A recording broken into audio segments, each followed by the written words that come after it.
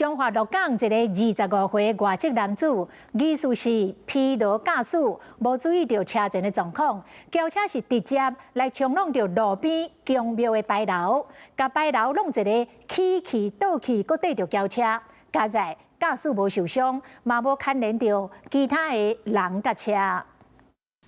中华鹿港一条车路，黑色轿车出现伫画面中，毋过这台轿车无顺路行，是直接弄到路边公庙的彩楼，弄一个真正力。这个轿车呢，转一个真大下，彩楼当场一个弄倒去，直接搁对着这台轿车。喺路边啦，要甲弄。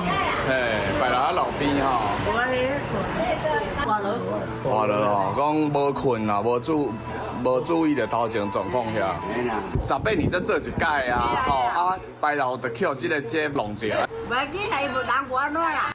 警方一个接到消息到现场去处理，同时封闭双向的道路。依照警方调查，赛车是一个25岁外国人，无受伤嘛无啉酒，敢若是因为疲劳驾驶，意思讲车驶下去弄到彩楼。经查为一名外籍男子，驾驶自小客车，自称因疲劳驾驶，未注意车前状况而撞倒路边牌楼。该名男子经酒测后，酒测值为0。 经过了解，被弄倒去的是鹿港玉安宫的庙会彩楼。庙方经过18天，佮举行盛大普渡庆典，想不到彩楼和车弄倒去，加在庆典已经圆满，这个事故嘛无影响到其他的人甲车。Hello， 我是雷亚，想要抢先掌握最及时的新闻资讯吗？赶快订阅、按赞、开启小铃铛，锁定华视新闻 YouTube 频道。